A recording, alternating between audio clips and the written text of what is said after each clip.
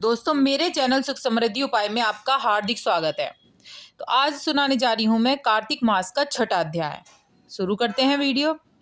यहाँ तक की कथा सुनकर उत्सुकतावश नारद जी ने ब्रह्मा जी से पूछा, हे पिता, कृपा करके सालीग्राम के पूजन की उत्तम विधि बताइए। ब्रह्मा जी बोले, गंडकी नदी के उत्तर में 40 कोस दूर तक की पृथ्वी महाक्षेत्र कहलाती है। यहाँ सालीग्राम और गोमती चक्र पाए जाते हैं। गोमती चक्र युक्त चरणामृत लेने से मनुष्य की मुक्ति हो जाती है। सालीग्राम युक्त चरणामृत मनुष्य के लिए मोक्ष प्रदायी है। विश्वास और श्रद्धा से लिया चरणामृत रोग नाशक होता है और आयुवर्धक माना जाता है। नारद जी बोले, हे परमपिता, गोमती चक्र का महत्व बताइए। गोमती चक्र का महत्व बताते हुए ब्रह्मा जी बोले, जिस गोमती चक्र में एक चक्र हो वह सुदर्शन, जिसमें 2 चक्र हैं वह नारायण, 3 चक्र वाला आयचयुक्त, 4 चक्र वाला जनार्दन, 5 चक्र वाला वासुदेव, 6 चक्र वाला प्रभुमन, 7 चक्र वाला सक्कर्षण, 8 चक्र वाला नलकुबर, 9 चक्र वाला नवव्यूह और 10 चक्र वाला दशावतार कहलाता है। हे पुत्र, जो मनुष्य भगवान सालीग्राम का पूजन करता है वह अवश्य ही जीवन मुक्त हो जाता है। और वत्स, पूजन का आधार है श्रद्धा। पूरी श्रद्धा से भगवान का कीर्तन करना चाहिए। अतः जो मनुष्य पूरी श्रद्धा से कीर्तन में गायन करता है, वीणा बांसुरी मृगादि बजाता है, वह भगवान को अति प्रिय होता है।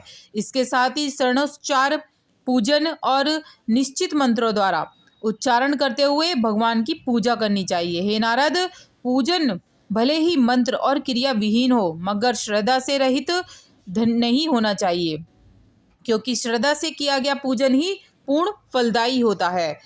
अब नारद जी ने पूछा, हे पिता, कार्तिक मास में जो दीपदान किया जाता है उसका महत्व कहिए। ब्रह्मा जी बोले, हे पुत्र, दीपदान के लिए दीप चाहे सोने का हो, चांदी का हो या तांबा, या आटे का हो या मिट्टी का, कैसा भी हो सकता है, दीपक प्रज्वलित करके भगवान की प्रतिमा के आगे, तुलसी वृक्ष के समीप, चौक में, ब्राह्मण के घर में, वृक्ष के नीचे, वन या गौशाला आदि में रखना चाहिए। जो श्रद्धालु आकाश में ऊंचा रखकर दीपक जलाता है उसके धन की में वृद्धि होती है तथा अब देह त्याग कर वैकुंठ धाम को जाता है।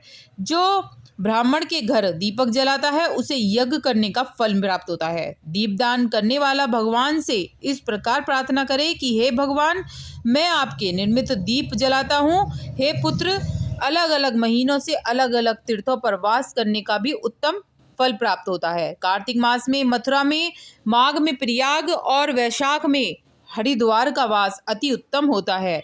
सूर्य के तुला, मकर और मेष राशि पर होने पर किए गए व्रत और नियम पूजा अत्यधिक ही फलदायी होते हैं।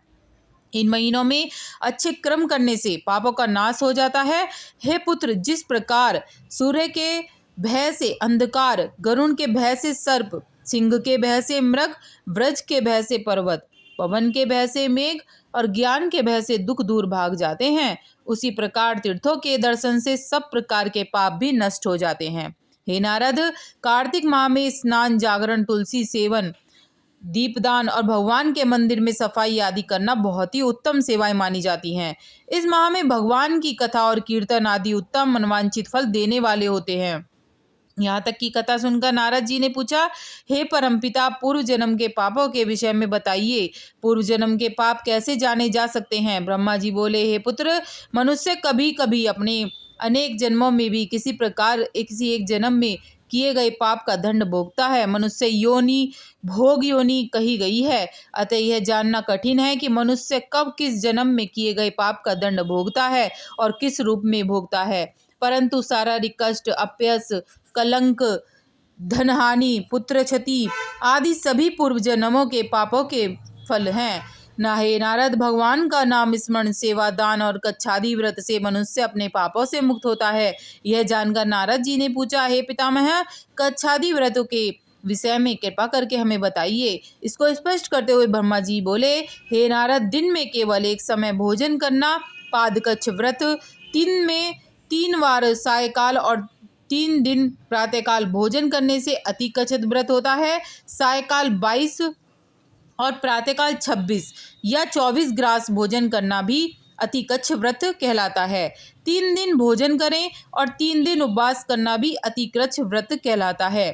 इसी प्रकार सायकाल और प्रातःकाल 1-1 ग्रास और 2 दिन बिना मांगा भोजन करें और अगले दिन 2 दिन शुद्ध उपवास करने पर कच्छादित व्रत होता है।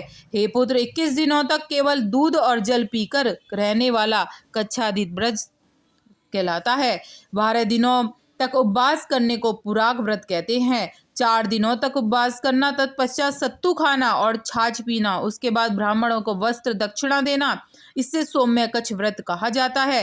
हे पुत्र, इस प्रकार व्रत करने, ईश्वर की भक्ति करने तथा साधु संतों की सेवा करने से सब पापों का नाश होता है।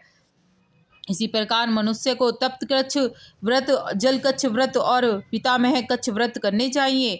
तप्त कच्छ व्रत में तपा गरम दूध, घी और जल 1-1 द्रव्य प्रतिदिन पिए और 1 दिन उपवास करना चाहिए। उपवास करके उस रात्रि को जल में स्थिर रहें तो इस जल कच्छ व्रत कहा जाता है। ऐसा करने से वैकुंठ की प्राप्ति होती है।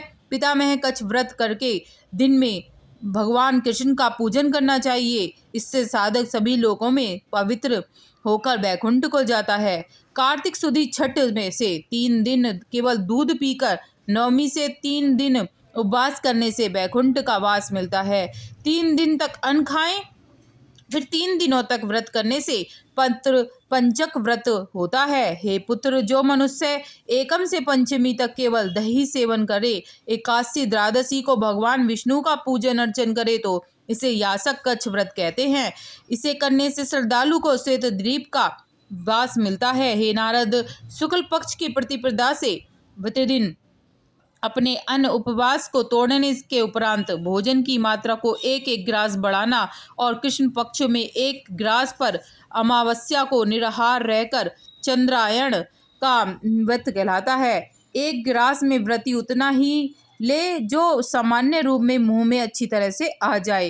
हे पुत्र, आरंभ में जो गाय को चारों स्तनों का और फिर 7 दिन केवल 2 स्तनों का और फिर 6 दिन केवल 1 स्तन का दूध पीता है, इसके उपरांत 3 दिन केवल वायु पर जीवित रहता है, वह सोमपान व्रत कहलाता है। यह व्रत सभी पापों का नाश करने वाला है। महर्षि, जो मनुष्य कार्तिक मास में नियम पूर्वक कांजी, गेहूं, चावल की दुग्ध, घृत, दधी, जल और पंचगव्य का सेवन करता है, वह सप्ताशक कच्छा व्रत कहलाता है। इस व्रत को करने वाला विष्णु लोक का अधिकारी होता है। पलाश, बेल, गुलर का काढ़ा और गर्म दूध पीकर एकादशी का व्रत कर द्वादशी को पारण करने वाला वैकुंठ का अधिकारी होता है।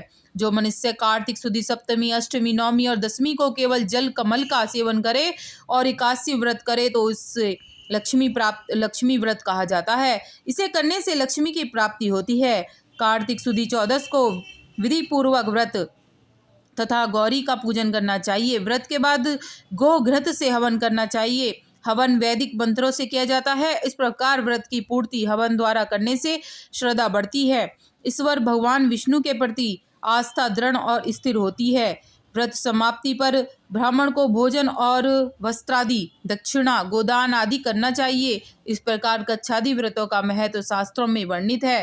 व्रत ईश्वर को प्रसन्न करने का सबसे सरल माध्यम है। इससे श्रद्धालु को परम पद की प्राप्ति होती है। बोल साचे दरबार की जय, बोल विष्णु भगवान की जय, बोल सत्यनारायण भगवान की जय। श्री राम जय जय राम। इस तरह से आप मंत्र करें। वीडियो उपयोगी लगे तो लाइक सब्सक्राइब जरूर कर लीजिएगा, जिससे आगे वीडियो मिलती रहे मेरे चैनल पर कथा